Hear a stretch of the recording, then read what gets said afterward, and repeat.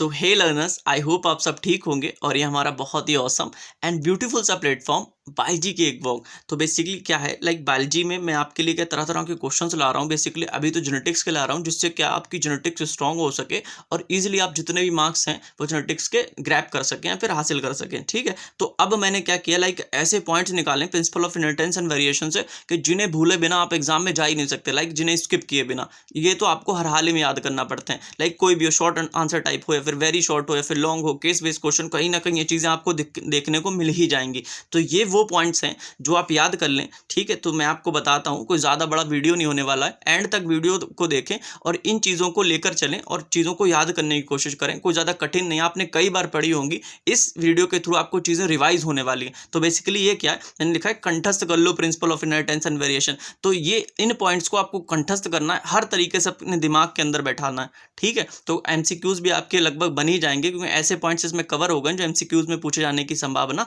बहुत रहती है। तो आइए स्टार्ट करते हैं। जो पहला हमारा पॉइंट है, सबसे पहले मैंने क्या किया, मेंडल से स्टार्ट किया है। मेंडल तो हमारे किंग हैं जेनेटिक्स के, तो बेसिकली एक्सपेरिमेंट ईयर जो है वो इंपॉर्टेंट रहता है। तो आइए देख लेते हैं हमारा पहला पॉइंट यहाँ पर क्या है। तो बेसिकली मेंडल से ही मैंने स्टार्ट किया। तो जो पहला पॉइंट है उसमें एक्सपेरिमेंट ईयर देख लीजिए आप, 1856 से 1865। तो टोटल कितने 7 ईयर्स लगे थे मेंडल को अपना हाइब्रिडाइजेशन एक्सपेरिमेंट जो उन्होंने कंडक्ट किया था इस किस पर, पी प्लांट के ऊपर। ठीक है, तो बग पब्लिश किया उन्होंने 1865 के आसपास। ठीक है, तो 7 साल लगाया, 1865 के आसपास उन्होंने क्या किया, अपने काम को पब्लिश करा दिया। लेकिन कुछ कारण थे, लाइक कम्युनिकेशन की वजह से या फिर बायोलॉजी के साथ मैथ उन्होंने ऐड कर दी, इस वजह से वो चीज़ों क्या हुई, रिकॉग्नाइज नहीं हो पाई, वहीं पर दबकर रह गई। 1885 के आसपास उनकी मौत भी हो गई। ठीक है, तो वहां पर उनका काम पूरा का पूरा दबकर रह गया। फिर 1900 के टाइम पर जाकर उनके काम की रिडिस्कवरी होगी। लेकिन एक चीज़ आप याद रखें, एक्सपेरिमेंट किस पर किया था, बेसिकली मेंडल ने किस पर, पी प्लांट पर किया था। लेकिन ये चीज़ आप ध्यान रखें, जो पी थी वो गार्डन पी थी, और भी काउ पी होती हैं, चिक पी डिफरेंट तरीके की आती हैं। ठीक है, तो जो गार्डन पी हमारी थी उस पर इन्होंने क्या किया था, अपना एक्सपेरिमेंट कंडक्ट किया था, जिसका बायोलॉजिकल नेम होता है पाइसम सटाइवम।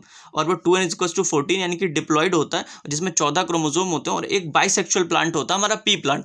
तो रिडिस्कवरी हुई थी 1900 के टाइम पर। ठीक है, और 3 साइंटिस्ट, ये बिल्कुल याद कर लें, आप इसे घोल कर पी लेंगे, तीनों के 3 साइंटिस्ट का नाम क्या था, कार्ल कोरेंस, एरिश वॉन टेस्माक और ह्यूगो डिब्रीज। ये 3 जो साइंटिस्ट थे ये बहुत ही इंपॉर्टेंट है। इन्होंने तीनों ने मिलकर क्या किया, मेंडल ने जो काम पब्लिश किया उसको पढ़ा, स्टडी किया और फिर लॉज दे दिए थे। बेसिकली कहते हैं मेंडल के ही लॉ हैं, क्योंकि काम मेंडल का था। अब ये क्या, मेंडल ने जो टोटल 7 कैरेक्टर्स दिए थे और 14 ट्रेड्स दिए थे, इसमें कंफ्यूज नहीं होना आपको। क्या थे, 7 कैरेक्टर थे और 14 ट्रेड्स थे। तो मैंने ये इसलिए इंक्लूड कर लिया, मैं चाहता स्किप कर सकता था कि कुछ लोगों को अगर ये चीज़ या कुछ स्टूडेंट्स को ये चीज़ याद नहीं है तो इस ट्रिक से याद करें, इजीली याद हो जाएगा और हमेशा याद रहने वाला। तो क्या करें, लाइक 1 2 3 4 5 6 7, टोटल 7 कैरेक्टर्स हैं यहाँ पर और उसके 14 ट्रेड्स हैं। तो बेसिकली इस ट्रिक से अगर आप याद करें हमेशा याद रहेगा। तो सबसे पहले हमने क्या किया, प्लांट हाइट ले ली, जिसमें हमारा 2 ट्रेड्स होते हैं, टॉल एंड डॉफ। ठीक है, अब हमारा क्या, FPS किस तरीके से, FPS, तो F फॉर फ्लावर। तो फ्लावर के 2 जो करेक्टर हैं वो देख लेंगे। सबसे पहले flower colour and flower position. Flower colour में भी क्या आता है, वायलेट हमारा डोमिनेंट, और बाद में जो भी लिखेंगे वो हमारा रिसेसिव भी होने वाला है। फ्लावर पोजीशन में आता है एक्सियल टर्मिनल। तो बेसिकली एक्सियल क्या होता है, जब हमारा फ्लावर इस प्रकार से ऐसे साइड से लगा होता है, दिस इज कॉल्ड एक्सियल, जबकि ऊपर होता है टर्मिनल। तो जो हमारा एक्सियल होता है वो डोमिनेंट, जबकि यहाँ पर टर्मिनल अगर फ्लावर है ऊपर एंड पर लगाओ, दिस इज कॉल्ड टर्मिनल। ठीक है, या फिर हमारा रिसेसिव होता है। अब P फॉर पॉड, तो pod shape and pod colour, 2 प्रकार के कैरेक्टर लिए थे यहाँ पर भी, इन्फ्लेटेड एंड कंस्ट्रिक्टेड। इन्फ्लेटेड को हम स्मूथ भी कहते हैं, लाइक जो मटर की फली होती है, अगर वो इस प्रकार से, दिस इज स्मूथ या फिर इन्फ्लेटेड, अगर ये सिकुड़ी हुई इस तरीके से, दिस इज कॉल्ड कंस्ट्रिक्टेड। तो हमारी ये रिसेसिव होती है, जबकि ये क्या होती है, ये फिर हमारा डोमिनेंट होता है।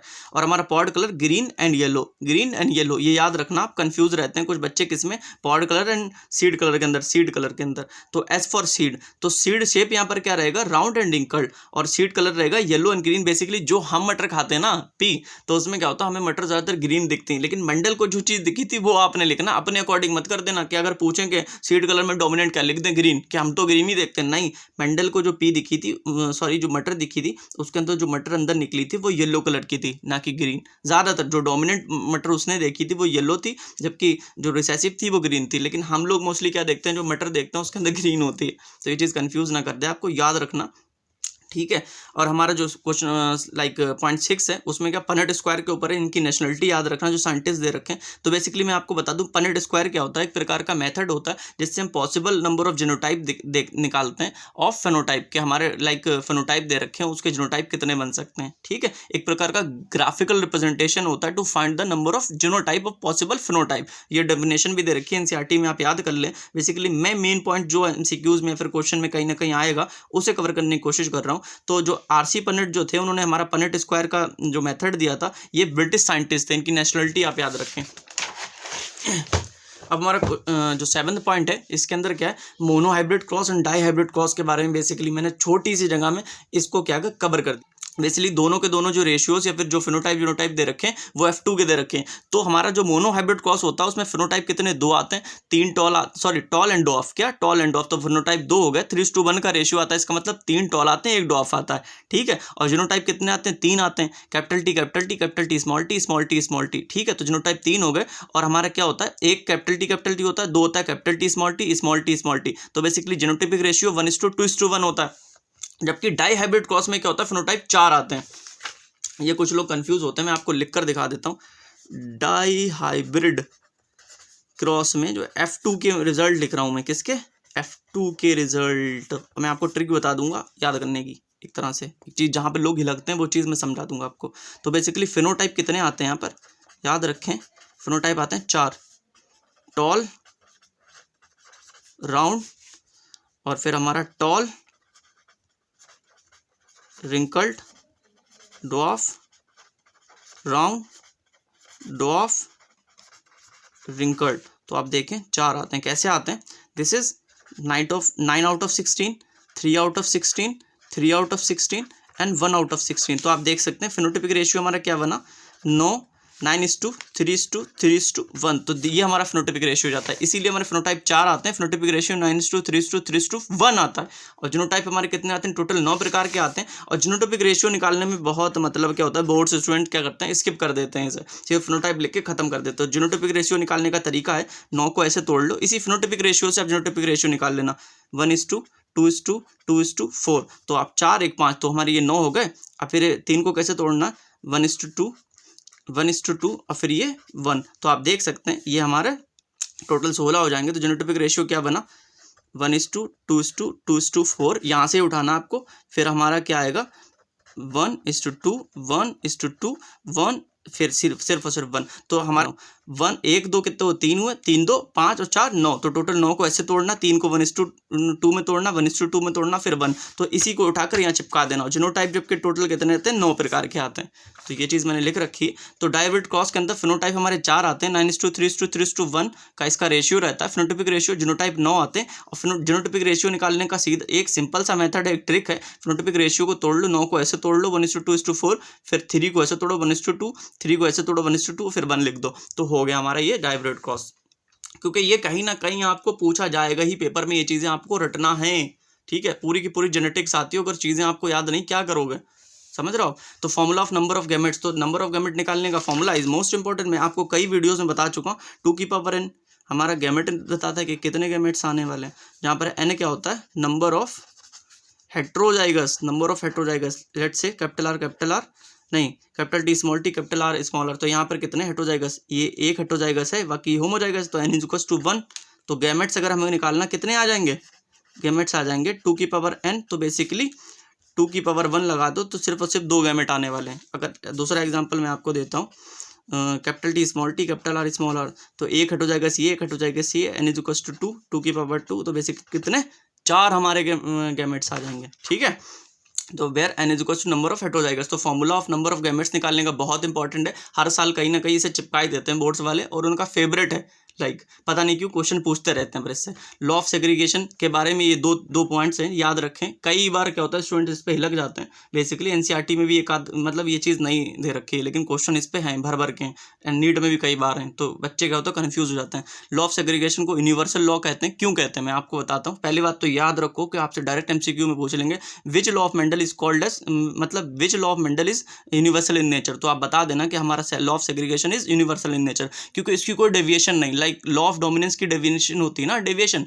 क्या होती है, इनकम्प्लीट डोमिनेंस, को डोमिनेंस, ठीक है। तो लेकिन हमारा जो लॉ ऑफ सेग्रीगेशन होता है विदाउट एनी एक्सेप्शन या फिर डेविएशन, कुछ होता ही नहीं इसका डेविएशन या फिर एक्सेप्शन। और law of purity of gametes भी कहते हैं इसको। ये 2 पॉइंट याद रखें लॉ ऑफ सेग्रीगेशन के बारे में। अब हमारा जो 10th है मोनोहाइब्रिड कॉज, ठीक है। तो बेसिकली यहाँ पर मैं आपको कुछ चीज़ें बताने वाला हूँ। क्या है कि यहाँ पर आप रटने की कोशिश ना करें, आपसे अगर कोई क्वेश्चन अगर आता है इससे रिलेटेड तो आप बना सकें, ठीक है। तो यहाँ पर मैंने आपसे बात की मोनोहाइब्रिड कॉज के बारे में। तो मोनोहाइब्रिड कॉज का मतलब क्या होता है, जहाँ पर सिर्फ और सिर्फ सिंगल कैरेक्टर हमारा इन्वॉल्व होता है। तो जो हमारा लॉ ऑफ डोमिनेंस मिलता है तो वो किससे मिलता है, मोनोहाइब्रिड कॉज को जब हम ड्रॉ करते हैं तभी हमें मेंडल ने कहीं ना कहीं लॉ ऑफ डोमिनेंस दिया था, जिसमें फिनोटाइपिक रेशियो 3:1 जबकि जीनोटाइपिक रेशियो 1:2:1 आता है। तो अब जो आगे चीज़ें आने वाली इनकम्प्लीट डोमिनेंस, को डोमिनेंस, प्लियोटोपी और मल्टीपल एलिज्म, तो वो इन चीज़ों को फॉलो नहीं करेगा, ठीक है। तो वो क्या कहलाएगा, डेविएशन ऑफ मेंडलिज्म। तो मोनोहाइब्रिड कॉज में जब आपसे पूछा जाए डेविएशन ऑफ मेंडलिज्म क्या है, इनकम्प्लीट डोमिनेंस, को डोमिनेंस, प्लियोटोपी और मल्टीपल अलील। तो जब डायहाइब्रिड की बात करेंगे वहां पर दूसरे होंगे डेविएशन ऑफ मेंडलिज्म, ठीक है। तो मोनोहाइब्रिड कॉज के बारे में जब बात करें तो हमारा जो मेंडल को फॉलो करता है फिर मेंडलिज्म को फॉलो करता है, that is law of dominance. लेकिन लॉ ऑफ डोमिनेंस को जो चीज़ नहीं फॉलो करती वो ये 4 हैं। तो इन्वॉल्व सिंगल करेक्टर, बेसिकली यहाँ पर मोनोहाइब्रिड कॉज है तो सिंगल करेक्टर ही सारे के सारे इन्वॉल्व करते हैं। नॉट फॉलो मेंडल्स पैटर्न, कहीं ना कहीं मेंडल के पैटर्न को वायलेट करते होंगे। F2 ratio not show like phenotypic ratio 3:1 नहीं आता, इसलिए हमारे जो होते हैं वो डेविएशन ऑफ मेंडलिज्म होते हैं। ये मत यहाँ पर मैं आपको एक दिमाग में चीज़ डालने वाला था, लाइक जो ये चीज़ आपको बैठ जाए। क्या होता है कि इतने मतलब कंसाइज तरीके से चीज़ों को नहीं समझाया जाता, ठीक है। तो अब जो हमारा क्वेश्चन कह रहा हूँ बार बार, पॉइंट्स है, इंपॉर्टेंट पॉइंट्स है, ठीक है। और इस पे तो क्वेश्चन मतलब भर भर के। इनकम्प्लीट डोमिनेंस तो फेवरेट है, ठीक है। एग्जांपल्स ऑफ इनकम्प्लीट डोमिनेंस की जब हम बात करते हैं तो मिराबिलिस जलापा, 4 o'clock प्लांट इसको कहते हैं, लाइक कॉमन नेम है। एंथीराइनम मेजस इज हमारा बायोलॉजिकल नेम। डॉग फ्लारिफे स्नैपड्रैगन, ये कुछ करें, ये पेपर को फाड़ फूड़ के ऐसे करके पी लो, क्योंकि ये एग्जाम्पल आपको जहाँ पर दिखे समझ जाना, वहाँ पूरा का पूरा क्वेश्चन पढ़ना भी मत आप। ये एग्जाम्पल जहाँ दिखे वहाँ इनकम्प्लीट डोमिनेंस लगता होगा, ठीक है। तो अगर आपको लाइक सब्जेक्टिव क्वेश्चन है तो वहाँ पर आपको इनकम्प्लीट डोमिनेंस का पूरा क्रॉस ड्रॉ करना होगा। अगर बहुत लंबा ऐसे करके देकर पूरा क्रॉस दे रखा है उसके अंदर अगर ये एग्जाम्पल है तो समझ जाना इनकम्प्लीट डोमिनेंस आएगा, मार्क कर देना, ठीक है। तो अब हमारा जो 12th वाला पॉइंट्स है उसके अंदर एग्जांपल ऑफ को डोमिनेंस, ये भी बहुत इंपॉर्टेंट है। AB blood group in ABO system, basically AB blood group in ABO system. तो इसको क्या, ये हमारा जो है शॉर्ट आंसर टाइप में भी पूछने की बहुत संभावना रहती है। तो एबी ब्लड ग्रुप को बहुत अच्छे से समझ लें और हमें याद रखें को डोमिनेंस का एकमात्र जो एग्जाम्पल दे रखा है in NCERT, that is AB blood group in ABO system. और एक चीज़ ये मैं आपको बता दूं, एबीओ ब्लड ग्रुप के अंदर जो एग्जाम्पल होता है वो किन किन चीज़ों का होता है तो मैं आपको यहाँ पर बता देता हूँ। लाइक हमारा जो एबीओ ब्लड ग्रुप होता है, ठीक है, उसके अंदर एक जीन आई होती है। क्या होती है, जीन आई होती है, जिसके 3 एलील्स होते हैं, IA, IB and small I. तो बेसिकली रहता क्या है, इस ट्रिक से आप याद रखें, हमेशा याद रहेगा, लाइफ टाइम नहीं भूलेंगे आप। IA = IB and small I. तो बेसिकली होता क्या, हमारे जो IA होते हैं IB होते हैं दोनों के दोनों डोमिनेंट होते हैं, जबकि ये रिसेसिव होता है, ठीक है। जब ये दोनों साथ में होते हैं तो दोनों के दोनों एक साथ एक्सप्रेस कर जाते हैं, दैट इज कॉल्ड को डोमिनेंस, ठीक है। लेकिन आप देख रहे हैं ये दोनों आप जब साथ में होंगे तो दोनों के दोनों एक्सप्रेस कर जाएंगे, दिस इज कॉल्ड को डोमिनेंस। लेकिन जो IA एंड IB दोनों किस पे डोमिनेंट रखते हैं या फिर डोमिनेंस रखते हैं, स्मॉल आई के ऊपर।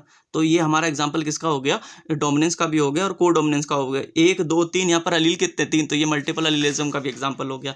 तो ABO blood group is example of dominance, को डोमिनेंस, मल्टीपल अलील्स। डोमिनेंस का क्यों है, क्योंकि इस IA एंड जो है हमारा डोमिनेंस रखता है स्मॉल आई पर, IB भी हमारा डोमिनेंस रखता है स्मॉल आई के ऊपर। को डोमिनेंस का क्यों, क्योंकि IA IB दोनों साथ में हो गए तो दोनों एक्सप्रेस कर जाएंगे। मल्टीपल अलील्स का क्यों एग्जांपल है, IA IB and small I, 3 अलील हमें सामने दिख रहे हैं तो एग्जांपल होने वाला ही मल्टीपल अलील्स का।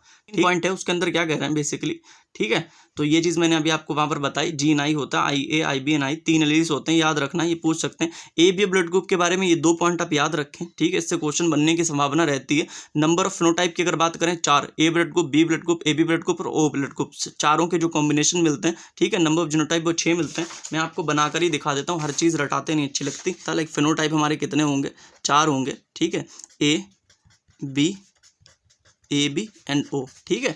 तो अब मैं आपको बताता हूँ जीनोटाइप कितने आने वाले हैं। अगर A ब्लड ग्रुप है तो क्या रहेगा हमारा IA एंड IA कॉम्बिनेशन रहेगा तो ब्लड ग्रुप A आ जाएगा, IA और स्मॉल आई रहेगा तब आ जाएगा ब्लड ग्रुप A। और हमारा B है तो क्या कॉम्बिनेशन बनता है, IB यहाँ आई बी और एन स्मॉल आई, ठीक है।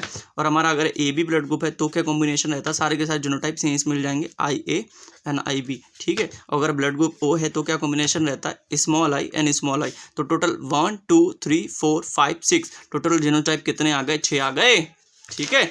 तो नंबर ऑफ फिनोटाइप 4 रहते हैं, ए बी और ओ ब्लड ग्रुप, और हमारा नंबर ऑफ जीनोटाइप कितने बनते हैं, 6 बनते हैं, ठीक है। तो नंबर ऑफ, अब जो हमारा पॉइंट नंबर 15 है उसमें बेसिकली प्लेयोट्रॉपी की बात कर रहे हैं। प्लेयोट्रॉपी भी एक हॉट टॉपिक रहता है, उसमें फिनाइलकीटोनुरिया का पूरा जो मैकेनिज्म है वो आप समझ लें, आपके लिए बहुत ही बेटर रहने वाला है, ठीक है। तो प्लेयोट्रॉपी का जो एग्जांपल है उसको रट लें, घोल कर पी लें, फिनाइलकीटोनुरिया रहता है हमारा, ठीक है। और एंजाइम की कौन से ऐसे एंजाइम की डिफिशिएंसी रहती है जिसकी वजह से हमारा ये फिनाइलकीटोनुरिया जो डिजीज है वो बनती है, फिर कॉज होती है, that is phenyl alanine hydroxylase. याद रखें, फिनाइल एलानिन हाइड्रोक्सिलेज, जिसकी डिफिशियंसी से हमारी फिनाइलकीटोनुरिया बनती है। अब हमारा जो 16th पॉइंट है उसमें क्या बेसिकली, जैसे मैंने आपको वहाँ पर मोनोहाइब्रिड के केस में बताया था कि हमारा डोमिनेंस जो आता है वो मोनोहाइब्रिड से आता है, तो इसी प्रकार से जो हमारा डाईहाइब्रिड क्रॉस होता है जिसमें क्या करते हैं हम 2 कैरेक्टर्स को इन्वॉल्व करते हैं। लॉ ऑफ इंडिपेंडेंट असॉर्टमेंट हमारा किससे आता है, पूछ सकते हैं ना कि लाइक डाईहाइब्रिड क्रॉस का रिजल्ट क्या होता है, तो आप बता देना है फिर किससे प्रूव होता है हमारा जो लॉ ऑफ इंडिपेंडेंट असॉर्टमेंट है, तो आप डाईहाइब्रिड क्रॉस ईजिली मार्क कर सकोगे, ठीक है। हर चीज़ का एक मकसद है, मैंने यहाँ पर अगर लिया, मैं चाहता इसे स्किप कर देता, ठीक है। डाईहाइब्रिड क्रॉस के थ्रू हम क्या लाते हैं, लॉ ऑफ इंडिपेंडेंट असॉर्टमेंट, जिसका फिनोटाइपिक रेशियो मैंने आपको बताया था अभी F2 में 9:3:3:1। तो डेविएशन ऑफ मेंडलिज्म यहाँ पर क्या रहेगा डाईहाइब्रिड के क्रॉस के केस में, ठीक है। तो पॉलीजेनिक इनहेरिटेंस और ये लिंकेज जो होती है हमारी बेसिकली डायरेक्ट क्या होती है, एक प्रकार का एक्सेप्शन होता है of law of independent assortment, क्योंकि ये हम कहीं ना कहीं हमारे ये फिनोटाइपिक रेशियो को नहीं फॉलो करते होंगे। ये चीज़ छोड़ दो, आप ये याद रखो, डाईहाइब्रिड क्रॉस से हम क्या प्रूव करते हैं, लॉ ऑफ इंडिपेंडेंट असॉर्टमेंट। और यहाँ पर डाईहाइब्रिड क्रॉस का ही एक तरह से आप क्या मान लो, हमारा जो एक्सेप्शन रहेगा पॉलीजेनिक इनहेरिटेंस और लिंकेज। होते तो 3-4 और हैं लेकिन वो एनसीईआरटी में नहीं, इसलिए मैंने स्किप कर दिया आपके लिए। अब ये जो है ये चीज़ आप याद रखें, रट लें। बेसिकली मैं समझाने वाला नहीं हूँ इस चीज़ को, क्योंकि बहुत टाइम लगेगा, क्योंकि मैं ये जो कंसेप्ट है वो ऊपर से समझाने में विश्वास नहीं करता, क्योंकि आपके पास टाइम कम है, तो ऊपर से आप याद रख लो। So qualitative inheritance and quantitative inheritance, basically जो क्वांटिटेटिव इनहेरिटेंस होता है उसके अंदर क्या होता है, number of dominant allele matter करते हैं, इसमें नहीं मैटर करते हैं, ठीक है। इसमें मैटर क्या नहीं करते, लाइक कैपिटल टी 2 डोमिनेंट है तब भी टॉल आएगा, capital T small T 1 dominant है तब भी टॉल आएगा। तो यहाँ पर हमारे number of alleles like dominant allele matter नहीं कर रहे हैं। तो क्वालिटेटिव जो इनहेरिटेंस होता है उसका सिर्फ और सिर्फ एक एग्जाम्पल है हमारे पास, सिकल सेल एनीमिया, याद कर लो, रट लो इसको। और क्वांटिटेटिव इनहेरिटेंस के अंदर क्या, पॉलीजेनिक इनहेरिटेंस और थैलीसीमिया दोनों के दोनों हमारे क्या होते हैं, क्वालिटेटिव इनहेरिटेंस होते हैं कहीं ना कहीं। तो ये दोनों याद कर लो आप। एग्जाम्पल ऑफ पॉलीजेनिक इनहेरिटेंस, सबके एग्जाम्पल्स इंपॉर्टेंट है जितने अभी तक मैंने आपको बताए हैं, कहीं ना कहीं आपसे पूछ ही लेंगे घुमा घुमू के। तो एग्जाम्पल ऑफ पॉलीजेनिक इनहेरिटेंस, तो स्किन कलर इन ह्यूमन जो कि कंट्रोल करते हैं 3 जीन लोकस द्वारा, एनसीईआरटी की लाइन है, वो बिल्कुल याद करने वाली चीज़ है। स्किन कलर इन ह्यूमन और kernel colour in wheat 2 gene locus से कंट्रोल होता है। ये दोनों चीज़ें आप याद कर लीजिए। तो हमारे 18 पॉइंट कंप्लीटेड है। तो अब हम बढ़ते हैं अपनी क्रोमोसोमल थ्योरी की तरफ। जो क्रोमोसोमल थ्योरी ऑफ इनहेरिटेंस दी थी, बहुत इजी से क्वेश्चन बनता है इसके, किसके द्वारा प्रपोज की गई थी, तो सटन एंड बोबरी याद रखें आप, ठीक है। सटन एंड बोबरी याद रखें, आपका क्वेश्चन बन जाने वाला है। जो एक स्टेटमेंट एनसीईआरटी में दे रखा है, इससे क्या होता है, कंफ्यूज हो जाते हैं। लाइक हमें पता है कि क्रोमोसोमल थ्योरी ऑफ इनहेरिटेंस दोनों ने मिलकर दी, नहीं, लेकिन जो एक स्टेटमेंट जो दे रखा है एनसीईआरटी में वो सिर्फ और सिर्फ सटन ने दिया था। क्या, Sutton united the knowledge of chromosomal segregation, कि किस प्रकार से हमारे क्रोमोसोम सेग्रीगेट करते हैं, Mendelian principles and called it as chromosomal theory of inheritance. तो ये वाला जो हमारा क्या है, दैट इज स्टेटमेंट, वो याद रखें सिर्फ और सिर्फ सटन ने दिया था। मतलब इसकी नॉलेज जो यूनाइट की थी वो सिर्फ और सिर्फ सटन ने की थी, लेकिन क्रोमोसोमल थ्योरी ऑफ इनहेरिटेंस दोनों द्वारा प्रपोज की गई थी, लाइक सटन द्वारा भी एंड बोबरी द्वारा भी, दोनों ने मिलकर ये चीज़ दी थी। अब एक्सपेरिमेंटल वेरिफिकेशन पर क्वेश्चन कई बार पूछ चुके हैं, लाइक भर के पूछ चुके हैं। टीएच मॉर्गन का नाम तो बहुत इंपॉर्टेंट है, याद रखें कि experimental verification of chromosomal theory किसने दी थी, इन्होंने तो बता दिया था, लेकिन एक्सपेरिमेंटल वेरिफिकेशन किसने दी थी, टीएच मॉर्गन ने। किस पर स्टडी किया था, that is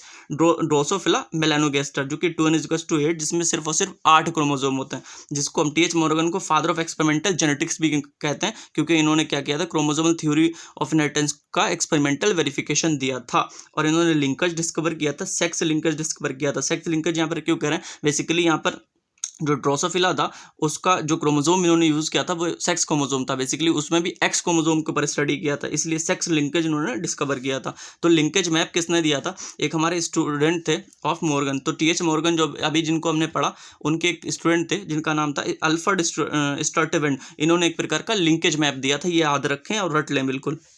linkage and recombination वाला जो टॉपिक है, तो इससे क्या है बच्चे काफ़ी कटते हैं। मैंने क्या थोड़ी सी कंसाइज चीज़ें ले ली हैं जिस पे क्वेश्चन बनने की संभावना रहती है, तो आपको वो याद करवा दूँ। अगर इतना भी अगर आप याद करते हो तो आपके लिए बहुत अच्छा रहने वाला है, ठीक है, इस टॉपिक को रिलेटेड। तो डिस्टेंस जो होती है डायरेक्टली प्रोपोर्शनल टू रिकॉम्बिनेंट होती है। रिकॉम्बिनेंट का मतलब आप ये समझ लें कि नए प्रकार के हमारे कॉम्बिनेशन आने वाले हैं, दैट इज रिकॉम्बिनेंट।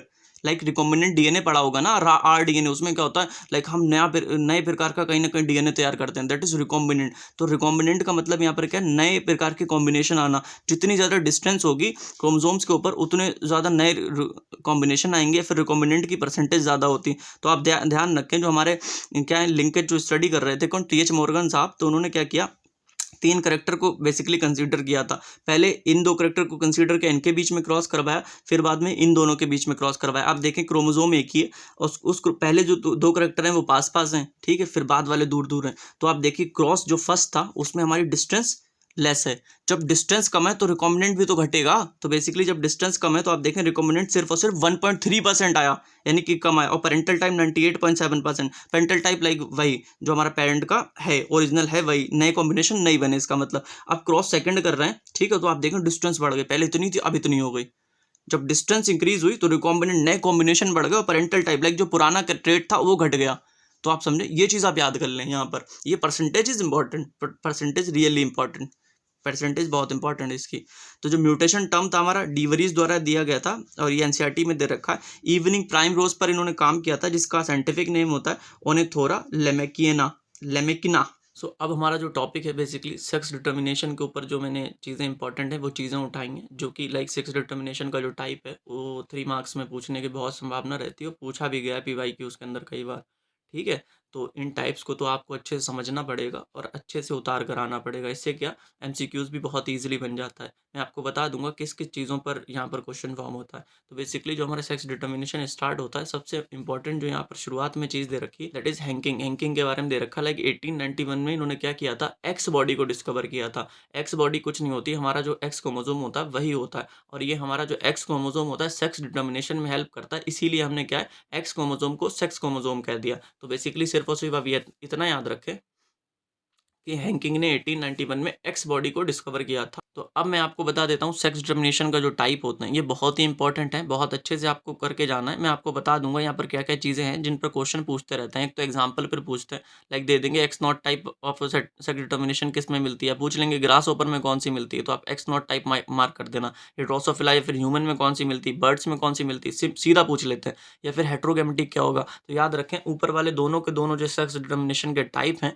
उसके अंदर हमारा मेल हेट्रोगेमेटिक होता है, लेकिन जो नीचे वाला है बर्ड्स के केस में हमारी क्या होती है, एक अलग केस बनता है, लाइक फीमेल हमारी क्या होती है, हेट्रोगेमेटिक होती है। ये 2 चीज़ें क्वेश्चन पूछते रहते हैं इसके ऊपर। तो अब मैं आपको बताता हूँ एक्स एक्स एक्स नॉट या फिर एक्स नॉट टाइप वाले में क्या होता है। मोस्टली इंसेक्ट दे रखा है एनसीईआरटी के अंदर, और एकमात्र जो एग्जाम्पल दे रखा है that is grass hopper.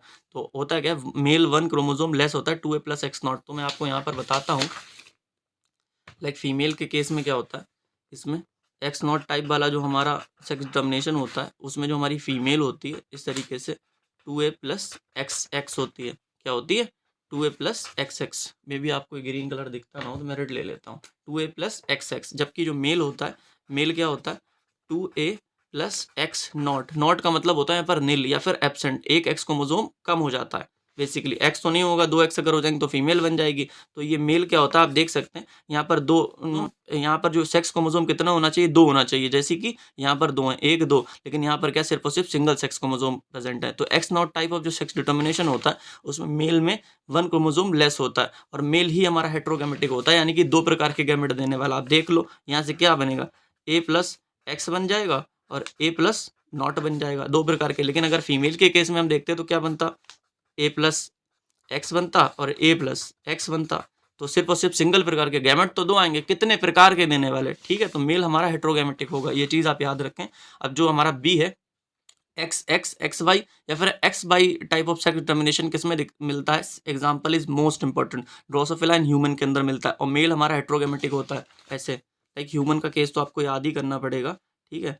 X Y type वाले की अगर हम बात करते हैं इस तरीके से कि जो मेल होता है उसके अंदर होता है 2a + XY। तो आप देख सकते हैं मेल हमारा हेट्रोगेमेटिक होता है, जबकि फीमेल होती है 2a + XX। क्योंकि मेल हेट्रोगेमेटिक क्यों होता है, 2 प्रकार के गैमेट देगा, a + x देगा और ए प्लस वाई देगा, ठीक है। हमारी फीमेल क्या देगी, ए प्लस एक्स देगी, ए प्लस एक्स देगी, सॉरी ए प्लस एक्स देगी। तो दोनों एक से ही गैमेट हैं, तो बेसिकली मेल हमारा दो प्रकार का गैमेट देगा, ए प्लस एक्स और ए प्लस वाई। तो मेल हमारा क्या हो गया, हेट्रोगैमेटिक हो गया, ठीक है।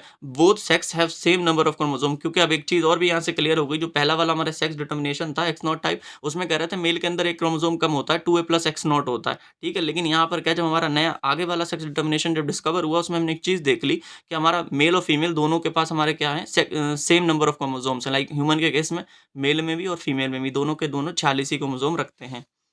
ZZ ZW टाइप सीधा बर्ड्स पूछ लेंगे कि, या फिर बर्ड्स के अंदर कौन सा हमारा सेक्स डिटर्मिनेशन होता है, उठा के देख लो 8-10 साल के क्वेश्चन पेपर, कई बार आपको दिख जाएगा इस पे, ठीक है। तो फीमेल होती, ये हमारा सबसे स्पेशल केस है। लाइक तीनों में क्या होता है, वैसे उन दोनों में हमारा जो मेल हेट्रोगैमेटिक होता है, लेकिन फीमेल क्या करती है, फीमेल यहाँ पर अपनी चलाती है। लाइक फीमेल के अंदर हमारा हेट्रोगैमेटिक होने वाला, मैं आपको बनाकर दिखा दूँ ताकि आपके दिमाग में ये चीज़ गड़ जाए।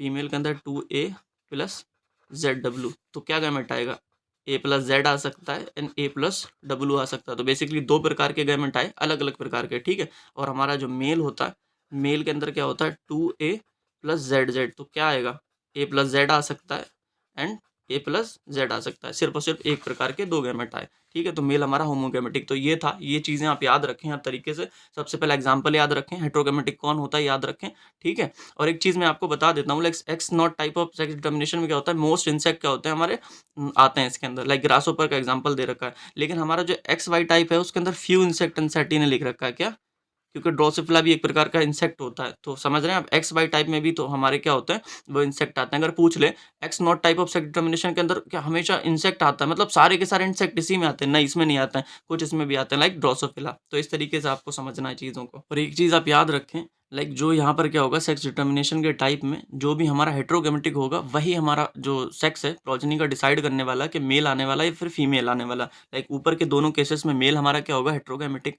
तो जाहिर सी बात है कि मेल डिसाइड करेगा कि क्या आने वाला, मेल आने वाला या फिर फीमेल आने वाला, सन आने वाली या फिर डॉटर आने वाली। इस तरीके से लाइक मेल के केस में क्या होता है, हमारे केस में 2a प्लस एक्स वाई होता है। जो मेल होता है वो क्या होता है, हेट्रोगैमेटिक होता है। तो मेल ही डिसाइड करता है फ्यूचर जनरेशन में, लाइक सन आने वाली है, फिर सन आने वाला है, फिर डॉटर आने वाली, ठीक है। तो ये चीज़ याद रखें। तो अब जो हमारा 25th पॉइंट है वो हैप्लोडिप्लॉइडी का कंसेप्ट है। बेसिकली जो मधुमक्खी होती है बी, उसके अंदर हैप्लोडिप्लॉइडी, हैप्लॉइड एंड डिप्लॉइड दोनों का कंसेप्ट एक साथ होता है। जो मेल ड्रोन होता है वो 16 क्रोमोसोम के साथ हमारा हैप्लॉइड होता है, जबकि फीमेल जिसको हम क्वीन के नाम से जानते हैं 32 क्रोमोसोम के साथ हमारा डिप्लॉइड होता है, ठीक है। तो यहाँ पर हैप्लॉइड और डिप्लॉइड दोनों चीज़ें एक साथ आ गई।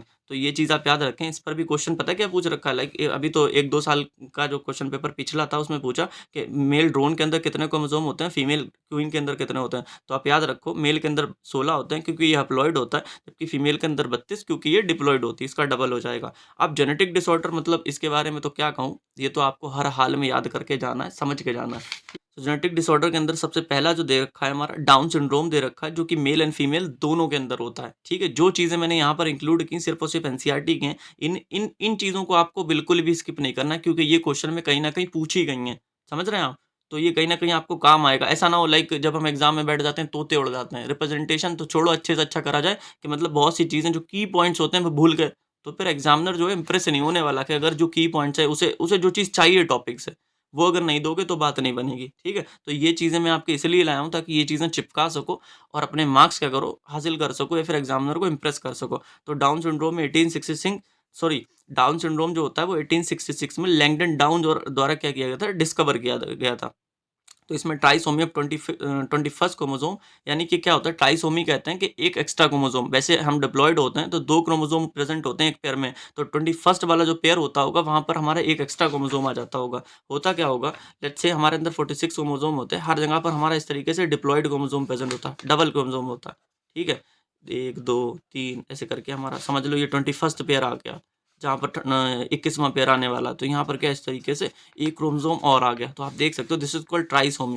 यहाँ पर 2 क्रोमोसोम होना चाहिए था, जबकि 21st पोजीशन पर एक क्रोमोसोम एक्स्ट्रा आ गया, ठीक है। तो जबकि हमारे अंदर 46 क्रोमोसोम होते हैं, तो एक क्रोमोसोम अगर एक्स्ट्रा आ गया तो 47 बन जाएंगे। अब जो हमारा बी है क्लाइनफेल्टर सिंड्रोम, तो ये मेल के अंदर होता है, basically mail with extra x chromosome 44 plus XXY। तो मेल के अंदर क्या होता है, मेल नॉर्मल जो होता है 44 प्लस हमारा XY होता है, जबकि जिसके अंदर क्लाइनफेल्टर सिंड्रोम होता है, फिर जो इससे पीड़ित होता है वो 44 प्लस एक्स एक्स वाई, तो आप देख सकते हैं एक एक्स जो हमारा क्रोमोसोम है वो एक्स्ट्रा आ गया। अगर एक्स्ट्रा आ गया तो ज़ाहिर सी बात है फीमेल के अंदर 2 होते हैं, मेल के अंदर तो 2 एक्स होते भी नहीं है। तो इसके अंदर क्या होगा, फेमिनिन कैरेक्टर्स इंक्रीज़ हो जाएँगे या फिर फीमेल जैसे कैरेक्टर्स इंक्रीज़ हो जाएँगे। तो फेमिनिन कैरेक्टर इंक्रीज़ हो जाते हैं इसके अंदर। और ज़ाहिर सी बात है जब हमारा पहले क्या होता है नॉर्मल कंडीशन में 44 प्लस XY होता है तो वहाँ पे 46 होते हैं। अब जब एक एक्स क्रोमोसोम बढ़ गया तो यहाँ पर 47 क्रोमोसोम हो जाएँगे। गायनेकोमेस्टिया एक टर्म यूज़ करती है, एनसीईआरटी कहती है ब्रेस्ट डेवलपमेंट स्टार्ट हो जाती है। जब मेल के अंदर ऐसे फेमिनिन कैरेक्टर आ जाएँगे तो ज़ाहिर-सी बात है जो मेल होगा वो स्टेराइल बन जाएगा। टर्नर सिंड्रोम बेसिकली क्या है, फीमेल के अंदर एक प्रकार का डिसऑर्डर होता है। इसमें 44 प्लस एक्स नॉट, वैसे फीमेल के अंदर क्या होता है 44 प्लस एक्स एक्स, जिसका मतलब 46 होते हैं। नॉट का मतलब याद रखें जहाँ पर एक क्रोमोसोम की एब्सेंस होती है, तो एक क्रोमोसोम घट गया। जाहिर सी बात है जब फीमेल के अंदर एक एक्स क्रोमोसोम अगर उसका घट गया तो ओवरी रुडिमेंट्री हो जाएंगी, जिसकी वजह से एग प्रोडक्शन होगी नहीं और हमारी जो फीमेल होगी वो स्टेराइल हो जाएगी। ठीक है। अब जो हमारा 27 पॉइंट है, ये मेंडेलियन डिसऑर्डर है, ये एज सच आपको पता होना चाहिए, ये बहुत जगह आपको काम आएंगे। ठीक है, कि एग्जाम्पल देकर पूछ लेगा कि यहाँ पर क्या ऑटोसोमल रिसेसिव है, ऑटोसोमल डोमिनेंट है या सेक्स लिंक्ड है। सेक्स लिंक का मतलब होता है कि इनके जीन जो होते हैं बेसिकली सेक्स क्रोमोसोम हमारे अंदर क्या होता है, लाइक मेल में एक्स एंड वाई होता है, फीमेल में एक्स एंड एक्स ही होता है। तो बेसिकली यहाँ पर सिर्फ और सिर्फ इनके जीन एक्स क्रोमोसोम पर ही प्रेजेंट होंगे। तो ऐसे डिसऑर्डर को हम सेक्स लिंक डिसऑर्डर कहते हैं। ठीक है। तो ऑटोसोमल रिसेसिव के अंदर क्या है, मस्कुलर डिस्ट्रोफी आती है, sickle cell anaemia, thalassaemia and PKU, हमारा फिनाइल कीटोनूरिया। ठीक है। और cystic fibrosis is not more important, ऊपर के 4 जो हैं ये आपको याद करना है। ऑटोसोमल डोमिनेंट में हमारा आता है मायोटोनिक डिस्ट्रोफी, तो आप इससे कंफ्यूज मत होना। ऑटोसोमल जो रिसेसिव होता है उसके अंदर मस्कुलर डिस्ट्रोफी आता है, जबकि ऑटोसोमल हमारा जो डोमिनेंट होता है उसके अंदर मायोटोनिक डिस्ट्रोफी आता है। ठीक है। ऑटोसोमल डोमिनेंट में सिर्फ और सिर्फ एक है, उसे आप अलग से याद कर लेना, लाइक ऑटोसोमल डोमिनेंट जहाँ दिखे मायोटोनिक डिस्ट्रोफी आप चिपका देना। सेक्स लिंक जो हमारा डिसऑर्डर होता है उसके अंदर कलर ब्लाइंडनेस और हीमोफीलिया दोनों के दोनों आते हैं। तो यही था हमारा पूरा का पूरा। लाइक क्या करूँ, मैंने शॉर्ट में बहुत चीज़ों को रिवाइज़ कराने की कोशिश की, ठीक है? जिससे क्या है, आपकी थोड़ा बहुत जेनेटिक्स में क्या है, जो चीज़ें इम्पोर्टेंट है, वो तो कम से कम ना छूटें। मैं ये नहीं कह रहा हूँ कि ये पूरा का पूरा चैप्टर था या फिर पूरे के पूरे चैप्टर का रिवीज़न था, ऐसा मैं बिल्कुल नहीं बोलने वाला क्योंकि नहीं था। मुझे ऐसी चीज़ें लगी जो जहाँ पर ऐसा होता है कि ना याद करते होते हैं, कीवर्ड्स या फिर जो हमारे इम्पोर्टेंट पॉइंट्स होते हैं, वो याद करते होते हैं एग्ज़ाम में बैठे हो, यहाँ पर क्या आना चाहिए। ये चीज़ें आपको बिल्कुल भी स्किप नहीं करके जाना और इन चीज़ों को लर्न करना हर तरीके से। Thank you guys.